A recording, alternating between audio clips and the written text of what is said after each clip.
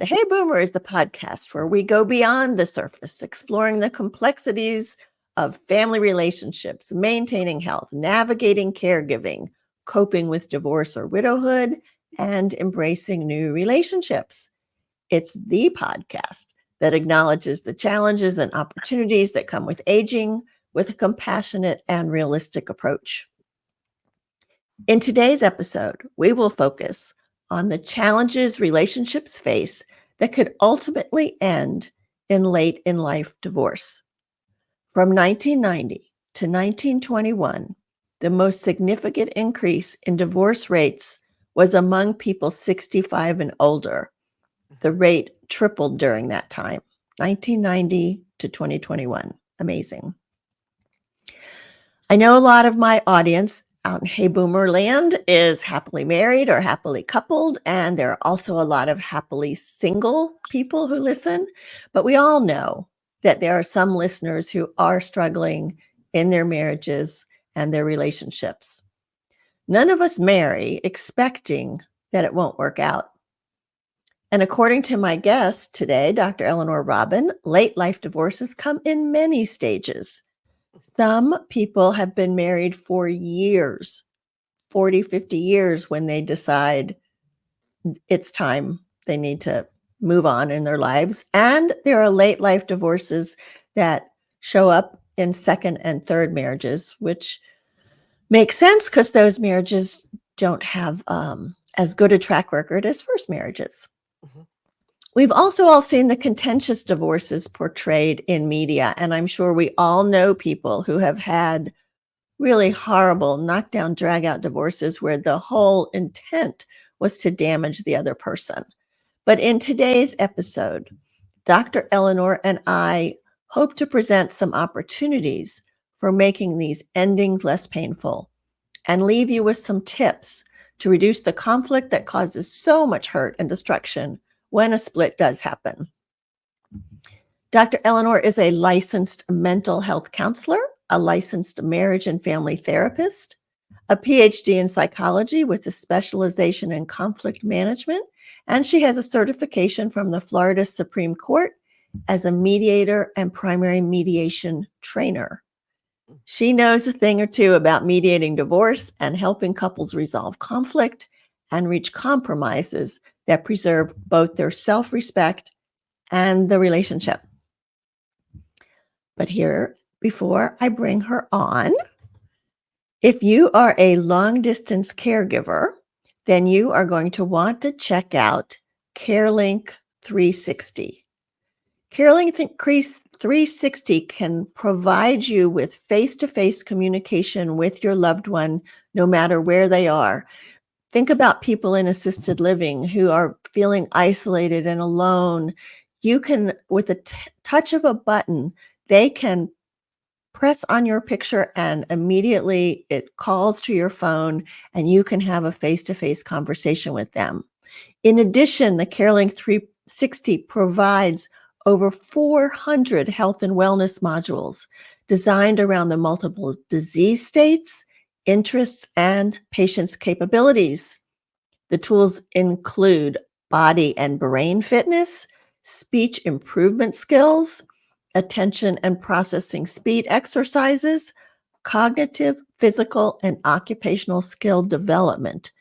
It really is an all-inclusive tool that will provide you with insights and connectivity to your loved one, no matter how far away they are. It's super simple to use, easy to set up. Just go to mycarelink360/ref/boomer to learn more and use the code BOOMER, all lowercase, at checkout to get 5% off your purchase. And I like to talk about Road Scholar. Road Scholar has been a sponsor of ours for a very long time, and they continue to be my favorite way to travel. I have done so many trips with them. I've made wonderful friends on those trips with Road Scholar. You learn so much. They have outstanding guides. I am actually going to Quebec this summer with some of the people I met at Glacier National Park about a year ago. Highly, highly recommend checking out Road Scholar. Go to road, ROAD, scholar.org/heyboomer, and please use the /heyboomer. It lets them know you found out about their services here. Let's talk about mediation. Can you first describe for me what that is and how it's different than getting two lawyers involved in a divorce? Okay, so when a couple decides they want to get a divorce, they actually have four options. They could try to figure out a way to have a do-it-yourself divorce, and depending on the state that they're in, there may be available to them forms that they could fill out on their own and file for a divorce. That's usually not a good plan for anyone who um, has anything complicated. If they have assets, it's not a good idea. And I can give you later an example of how that didn't play out for an older couple. Next, they can hire traditional attorneys who will run their case and prepare their case for trial. Or they could hire collaborative attorneys who will give them the process called collaborative divorce, which means that if things go sour and they're unable to resolve the case on their own, the collaborative attorneys will step back and they will have to start over again with traditional attorneys. And then finally, the last option is to hire a mediator on their own. And again, depending on the state that they're in, it may work a little differently, but the mediator will, at the very least, create the marital settlement agreement for them. If they had children, most boomers don't still have minor children, but if they did, the mediator would also create a parenting plan. And in many states, the mediator will also create all of the documents or forms that they need to file for an uncontested divorce. But as soon as the divorce is filed, the mediator steps away because they become unrepresented in front of the court. Okay, so you said you went through all four, but you said mediation last. How, let's assume you just heard from your partner, I want a divorce. Yes. What's the first thing you would think people should do? Do they go to a lawyer? Do they go to a counselor? Do they go to a mediator? What do they do? I think they should start researching the difference in the options and try to figure out what's the best option for them. When lawyers are involved, there's of course two lawyers, one for each spouse. When they hire a mediator, there's only one mediator, because the mediator isn't representing anyone. The mediator is there to facilitate their conversation, to help them have a discussion and go through all the items that need to be resolved so that they can negotiate and reach resolution on their own as far as what's the best way to move forward. So often emotions get in the way. If my partner comes to me today and says, we should get a divorce, and I'm all emotional and up in arms, well, then I might not be willing to sit down and negotiate. But if my partner maybe gives me a month or two of time to sit with it and be with it and kind of discuss it with my friends and supporters, maybe I would be willing then to hire a mediator. But one important piece, the mediator cannot do any investigation. What does that So mean? if I am a spouse who Mhm. doesn't know what we have or where it is, the mediator is not going to look into that for me. But an Mm. attorney will. An attorney will go through the process called discovery, where they're looking for things. They're doing an investigation.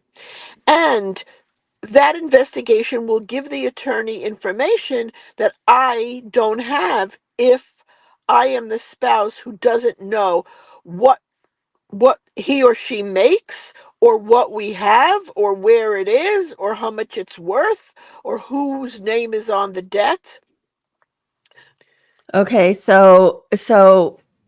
oh, that sounds right. I would think if I'm heading into a divorce, um, the feeling of, well, first of all, obviously we weren't very good communicators, right? If Mhm. we're getting divorced. And so that's your first challenge as a mediator, but also the trust factor is not there. How do you ever get them to first learn to communicate and then to trust each other? I often they do trust each other enough to sit and negotiate. They do.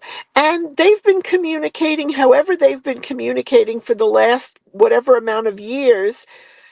We take them through, I would call it a process, but it's really a series of questions. And if they can answer those questions, starting with, what car do you drive? How much do you think the car is worth? Is there a note on the car, a lien on the car? In other words, are you paying it off or do you own it outright?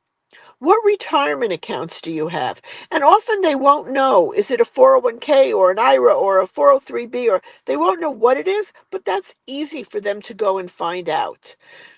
So we take them through a process. What vehicles do you have? What retirement accounts do you have? What insurance policies do you have? One thing a lot of people don't know is that on every insurance policy, there's an owner, a beneficiary, and an insured. And often they don't know who the owner is. And that's the most important person. Because if you're not the owner of this insurance policy, you don't control who the beneficiary is. And Mhm. sometimes they think, oh, I don't need to be the owner. Let him be the owner and he'll have to pay the premium. But guess what? I don't care what your divorce agreement says. When he's on his deathbed, his number one priority is not going to be making the premium payments. And he may change the beneficiary to somebody else, not you. And when he passes, you're getting nothing. So there's a lot of things people need to understand about the logistics or the financial logistics, we'll say, of getting a divorce. So we take them through this process: the house, real estate, business, bank accounts, debts, and we try to figure it out with them. What's the best way to divide each thing? So a divorce agreement, a divorce or separation, whatever, is about the assets and the debts, pretty much. Is there any other things that you need to consider besides that? Yeah, well, and now we're talking really about the boomer population who does Right, not have any minor or dependent children anymore, right? right. Well, the one other issue is there going to be money that changes hands between them subsequent to the end of the divorce? And that is a big factor. And in that case, this money might be alimony. It might be not called alimony. It might be called something else, like an equalization payment, right? Spousal support. Well, spousal support is considered alimony, Yeah. but it could be, but alimony. Let's say it's the wife who's paying alimony to the husband, right? And then the husband remarries. Alimony is going to stop. But if it's some kind of equalization payment where she's making these payments to him to equalize their share of the assets, that would not have to stop if he remarries. So it's really important what things are called, and people should know what their options are.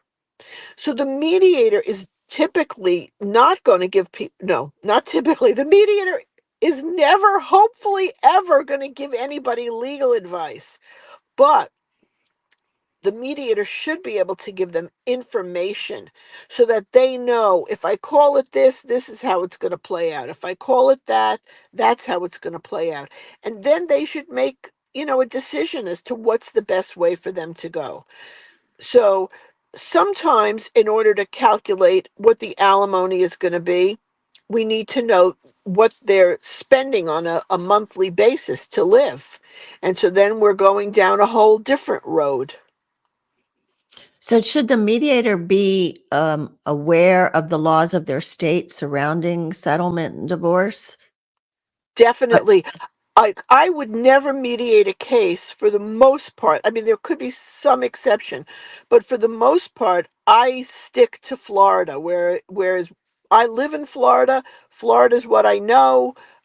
I've been teaching mediation and studying mediation for the last 30 some odd years in Florida. I I know very little about the laws outside of Florida. Now, I could go and look it up, but it's not going to be the same as the way I know how things play out in Florida. So I, and there are some mediators who will tell you that they can mediate in 3 states. It's hard enough for me to keep up with different counties in Florida. So I, yeah. I'm to me that's a little concern. I want to stick with somebody who that state is where their expertise is. Okay, so let's talk gray divorce. I've been married 40, 50 years. I Hmm. mean, we've got a lot of stuff, Yeah. right? Um, and now I don't know, maybe he got a girlfriend and I'm Hmm. like really angry about that. Hmm. Can can mediation work for me? I just want to put him in a box, you know. Right. But if you put him in a box, it's gonna it's there's gonna be a cost to you also. So let's say that your net worth is $800,000.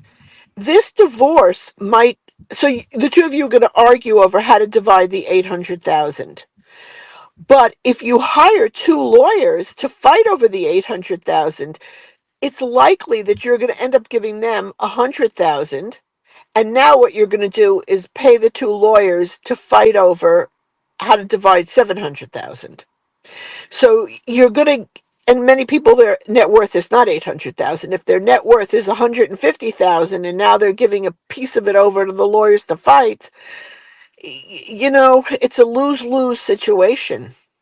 But should I have a lawyer look over cuz like you said, a mediator's neutral, right? They're Yes. not representing me, they're not representing my soon to be ex. Um, should I get a lawyer to look over the settlement before we file it? I think that's a pretty good idea, even though most of our clients do not do it. We encourage in everything we say we encourage you to have this reviewed by independent legal counsel as well as independent certified public accountants prior to signing. But most of our clients don't. The agreements that we write, even though many of them are very, very complicated, they are written in simple language and people can read it themselves and they sign. Now, the question is, how knowledgeable are you about the assets and debts of this marriage? And if you're really knowledgeable, then, you have less of a desire to bring it to a lawyer. If you're not knowledgeable, that's when I have concerns, and then I would really want you to bring it to a lawyer. And so I would not put a lawyer on retainer. I would go just for, would you Yes. do the discovery for me? Well, no, if they're gonna do the discovery, they're gonna be on retainer.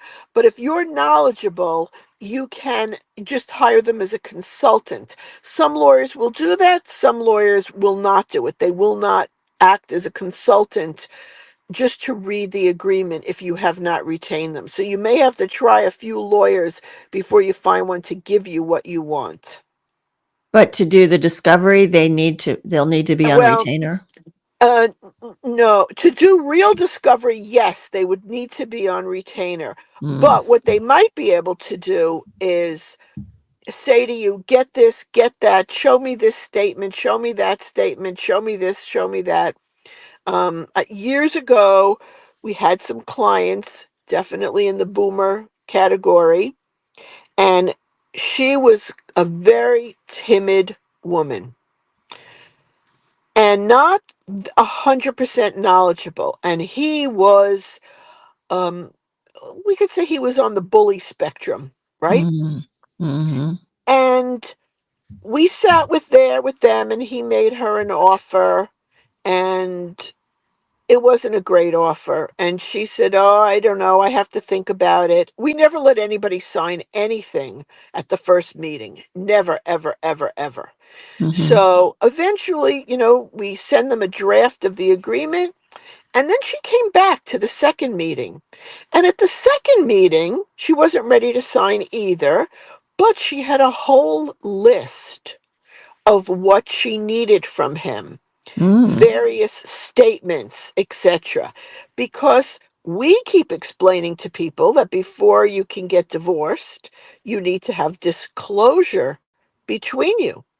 Now, currently in Florida, the parties do not have to file financial affidavits, Hmm. but they have to exchange financial affidavits. But that's a new rule. It used to be they had to file the financial affidavits. So she comes in the second meeting and she says, "I need this, I need that, I need this, I need that, I need this statement, that statement, this." And he puts the statements together and he gets her the statements. And then we never see her again. But I was so curious as to what happened that we looked it up on the court's computer and on the court website. And in fact, she had gone out in between, hired a pretty high powered attorney. And by doing what she did, which was sort of like a little bit of a, dirty trick on him, but she saved herself so much money because Hmm. she was able to give the attorney the discovery he would have had to start writing subpoenas. And he Mm. sure she just collected all this stuff and then gave it to the attorney. And so, Yeah, every well, but that's yep. and the way you started the story just sparked my interest. You said, he was kind of a bully. She was Mhm. very timid. Um, do you ever separate the two when you're trying to do mediation? We don't often, but we can, and we occasionally will. If the overriding rule for mediators is, can this person exercise self-determination? And that means, can they make decisions for themselves? Is this person compromised because they're under duress? They're being coerced. They're a victim of domestic violence and they fear the other person. And when we believe that, then it's time to stop the mediation. Otherwise, we go full speed ahead. Yeah, And so so, domestic violence, you can't mediate that. well, actually, in Florida, we do. So we do mediate cases where there's domestic violence as long as we believe that the victim can exercise self-determination. And often that means that the victim just has to be represented by an attorney. And the argument on that side is, if you're the victim of domestic violence and you can't go to mediation, you have to go in front of a judge for a judge to make decisions for you. So now we have further added insult to injury in a way, because now the judge is going to make decisions for you, whereas everybody else gets to make decisions for themselves. So why should we punish the victim of domestic violence and make and have them give over their decision making authority to a judge? So, as long as we believe the victim can exercise self determination, and often that means that there's an attorney, there can be a victim advocate, um, whatever is And they've gotta necessary. feel safe. They've gotta feel safe to say what they They've got to want. feel, yes, they've got to feel safe. They never have to see the perpetrator. They can be in different rooms. They Oh, can be in okay. different buildings. They can be on different days. They don't Okay. have to sit, they're not going to sit there like most couples do and negotiate it out.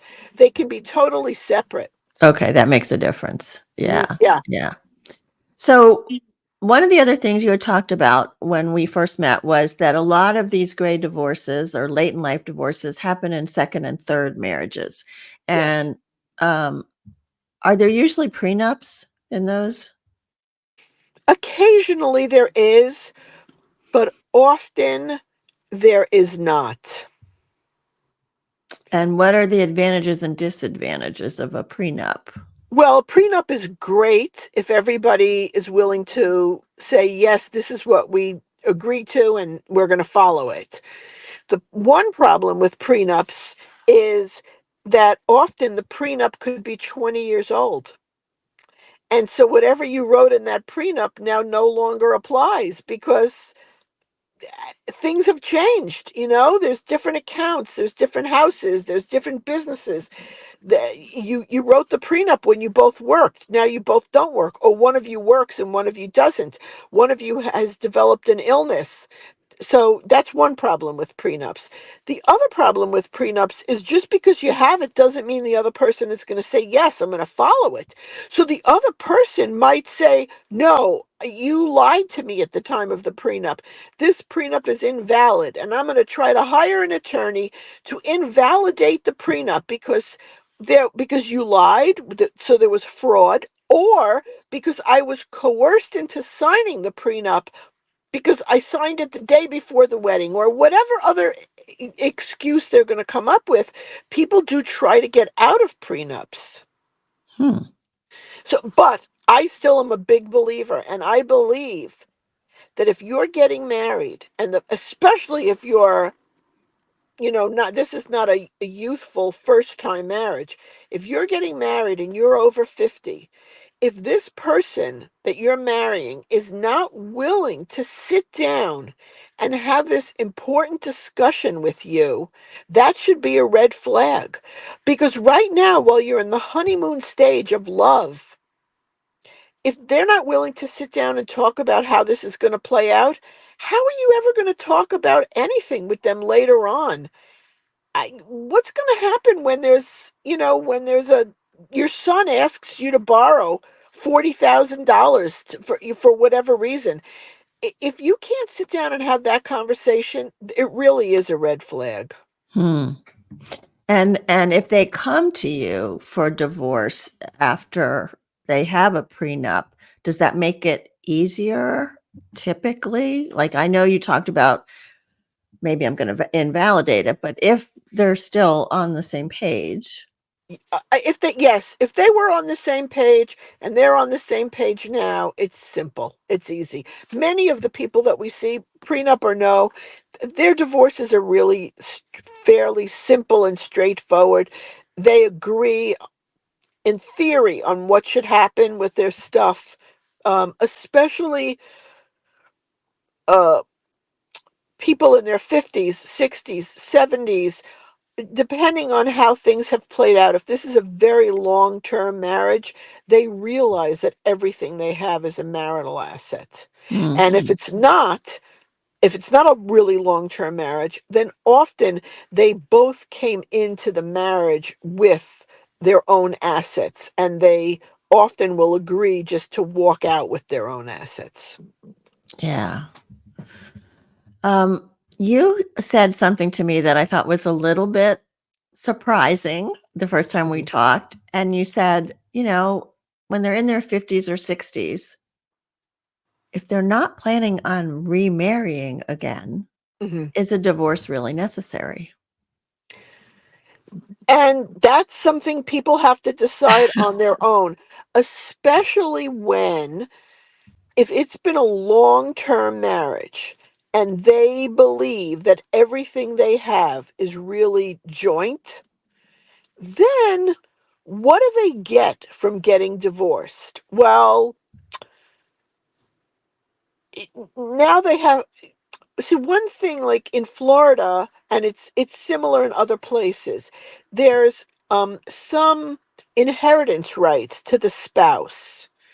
But if I've been married to somebody for 40 years and we just can't stand each other anymore, but I still trust him, Mhm. right? Maybe I still want him to be my medical surrogate. Mhm. And then again, maybe not. Maybe Mhm. I want to make sure I'm divorced from him so that I know that if I'm in end of life situation, he's not going to have any authority to be the one who decides pull the plug or not. But Yeah, maybe, so there's a lot maybe, of choices. So if you've been married a long time, there's the insurance, there's probably the kids, yes, the house, retirement funds. maybe I want to stay married to him because I'm concerned that if we get divorced, his girlfriend will now push him to get married. And then when he dies, part of what he owns goes to her. Mm, And we had some clients at one point who they had some assets, significant assets, and they were going to get divorced, and the husband was going to remarry, and he said, "Oh no, she's not the new wife. She's not going to get anything because we're going to have a prenup." And I'm like, "What? What are you thinking? You can have a prenup today and next week a new prenup. And in the new prenup, she's getting, or a postnup. And in the new one, she's getting half, which would have meant that on those assets that they were going to continue to own together, the old wife was going to have to deal with the new wife as her new partner on those assets. So mm, mm, it mm, can get mm. very complicated. And So this is a little unsettling, I mean, we all have been believing, I'm sure, Mhm. prenups are for our protection and protecting our assets. And what you're saying is they can be so easily changed or Well, litigated or he would have had to agree to a new prenup, right? Or a postnup. He signs a prenup with her now. She says, I think the deal was all she was going to get was his house. So all the other assets were going to go to the children or the old wife, and that's what the prenup would say. But after a year or two, and maybe he's in poor health, and he she decides, no, I think we should have another postnup now because now I'm your caretaker and I should be entitled to more. Well, eh, that document um is going to play out. Also, he could in a will leave everything to the new wife. So sometimes people think they can use a prenup, a postnup, or a divorce settlement in place of a will, and they can't. These documents are not designed to be, in place of a will or a trust. I am often sending people who are older to wills, estates, and trust lawyers because I want them to know that what their desire is for their money once they've passed is actually what's going to happen. And if they haven't, done the planning with the wills, estates, and trust lawyer, often that's not the way it's going to play out. phew, lots of yeah, I mean, it's a contract, right? It's a contract. So now you're saying they can change it. Livia says to remain married, you truly have to trust that he doesn't empty accounts and effectively takes all your money. Yep. So, wow. Okay, Yes. well, um, so when somebody is now considering divorce and they're saying, okay, well, I like this idea of mediation. I don't want it to be all hateful and bitter and angry. What should they look for when they're looking for a mediator? Wow. So I think they want somebody with experience, certainly, somebody that is local to them. Um, I think they should ask around, ask their, friends or um, if for recommendations. I think they should talk to somebody and know, and also what's the pricing. As mediators, we have an ethical responsibility to send people up front a letter of engagement that explains what the fees and costs are. If they're not clear on what the fees and costs are, that's a red flag. Also, Is the mediator overstepping their bounds? And I'll give you an example. I don't think a mediator, and most divorce lawyers will not even create a document called a quadro, which is used to divide certain types of retirement accounts. If the mediator tells you they're going to prepare the quadro, I'm concerned. Hmm. That's not the that's not the job of the mediator. The Hmm. quadro should be prepared by somebody who is an expert in quadros. Now, many people do not need a quadro. It's only when they're dividing certain retirement accounts. If they're dividing an IRA, they don't need a quadro. But if they're dividing a 401k, they need a quadro. Or And a that 403B, like or a I, 403b, which was yes. my problem. Yeah. A 403b, yes. But that brings me to the story I said in the beginning. I'll tell you the story later. So was I was making a presentation at a library. This goes back years. I was still living in South Florida as opposed to North Florida where I am now. And I we were there was a group of us making sort of like a group panel presentation that the library wanted to put on for people getting divorced. And so after the presentation, a couple, probably in their late 60s, comes up and starts telling me how they are doing their divorce themselves. And they mentioned to me that the husband is collecting some kind of military pension. And but when he started collecting this military pension, he named her as the successor. So Hmm. when he dies, she continues to get the money. Mm-hmm. They didn't realize that when they get a divorce, whatever it was becomes null and void, and they in fact needed a document. It wasn't a quadro, it was some kind of military pay order. And Hmm. without that military pay order, when he died, she was getting nothing. Hmm.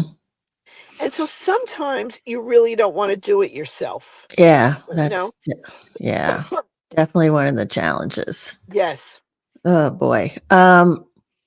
All right. So lots to talk about. So we Mhm. talked about, long-term marriages, we talked about second marriage, we talked about prenups, we talked about you can even do mediation if it's been an abusive marriage. We've talked about reasons why you may not need to get Sorry. divorced. Um, is there anything that I've not talked about that you feel like would be really important to bring up today? I just want to reiterate that if you're getting divorced and you're over 50 years old, you want to talk to somebody, an attorney who does wills, estates, and trusts, because it's a good idea to have a will in place, a will or a trust. The attorney would explain the differences, um, and all those medical surrogate type documents, so that if people are using traditional attorneys, that divorce might go on for a year and a half. We don't know what kind of stress, what people are going to be under in that year and a half. I want them to make sure that they're prepared if they turn ill over this year and a half or longer, because some divorces do take longer, that it's clear what would happen to their stuff, and who is going to be in charge of their medical decisions if they're unable to make them themselves. Okay, that's good. And one final question I was thinking about. So we write up our document, our agreement, everything with our mediator. Do you file it for us then, or do I take it to the court and file it? How does that work? Well, in my case, we typically will walk over to the courthouse and file it for people, just because we're used to going there, so it's not a big deal for us to go and take it over there. But it depends on the mediator, actually. Some mediators will do that, some mediators won't. We do not electronically file anything here, because since we're not acting as the attorney, just the agreement itself, we could file electronically, and people can file it themselves electronically.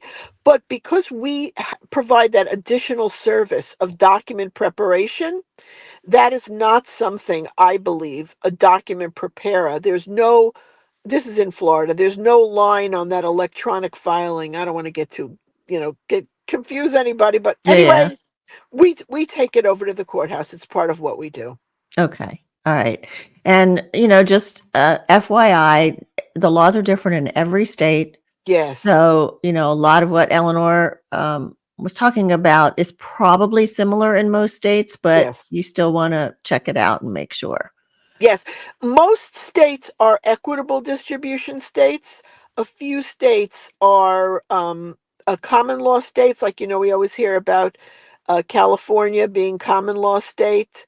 So the rules are different in every state, but there's a lot of similarities, Yeah.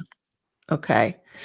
Eleanor has several websites. As I said, she's got her hands in many different facets of this.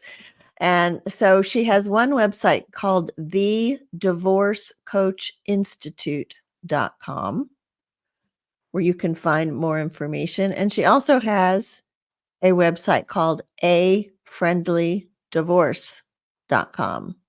Imagine that, Yes. a friendly divorce. So a friendly divorce is where mediate. That talks about the mediation practice, and all the mediators on there are in Florida. But the Divorce Coach Institute is a site where divorce coaches are listed, and people can learn also to be a divorce coach there. And that the intent for that site is that there will be coaches from all over the world. We're in our infancy there on the Divorce Coach Institute. But my hope, because I really believe that having a coach through divorce can really make a difference for people, my hope is that we will eventually be international. Well, I mean, I'm a coach. I'm a life coach, not a divorce coach, but I agree, because it takes you forward instead Yes. of dragging you back, looking backwards. Coaching takes you forward. So it might be something worth looking into if you are facing a divorce right now. Let me remind you about our sponsors, mycarelink360.com. Go there /REF/boomer. Check out all that their device, which is called the Digital Health Companion. Check out all of what that offers to your loved ones.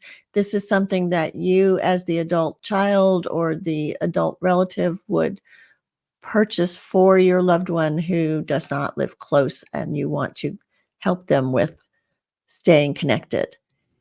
Check out roadscholar.org/heyboomer for all of the amazing trips. Come visit and join us in Quebec. Go see the rest of the world. They're in all 50 states and over 100 countries. And let me just tell you this. If you want to support what we're doing at Hey Boomer, we have a couple of ways to do it. You can become a Boomer believer.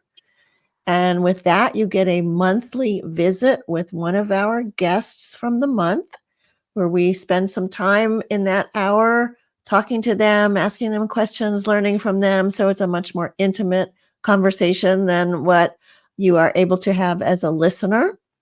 We also have the monthly Boomer Banter, which is a community of boomers. And we always have a topic. I facilitate the conversation. We're building friendships. We're building wisdom. We're laughing. We're learning. It's a wonderful, caring community. So check out buymeacoffee.com/heyboomer0413 to become either a Boomer Banter member or a Boomer believer. Okay, let me tell you about our guest for next week. Next week, we're going to be talking with Susie Rosenstein. And Susie is a master certified life coach and she's the host of two popular podcasts for midlife women. One is called Women in the Middle, Loving Life After 50, and her newest one is Women in the Middle Entrepreneurs. To continue our discussion about relationships, Susie and I are going to explore the challenges and rewards of blending families.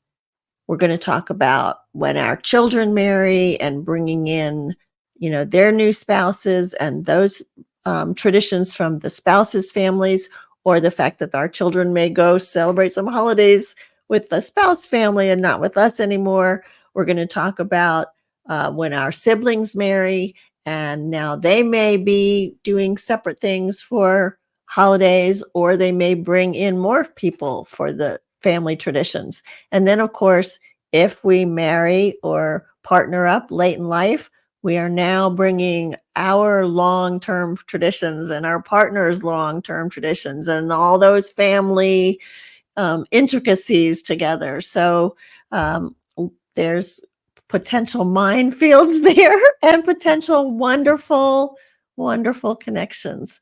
So hopefully you will join Susie and I for that next week. Each episode of Hey Boomer is an invitation to listen, learn, and apply the wisdom gained from the episode that you just heard to your own life. The path ahead may not always be easy, but it's traveled best with support and shared insights. Eleanor, thank you so much. This is very, very knowledgeable and great information you shared with us. Thank you. Thank you for having me. Yeah. My name is Wendy Green. I am the producer of Hey Boomer, and the music you heard at the beginning is from Griffin Hunrado. He is a student at the North Carolina University School of the Arts and my grandson. Mhm.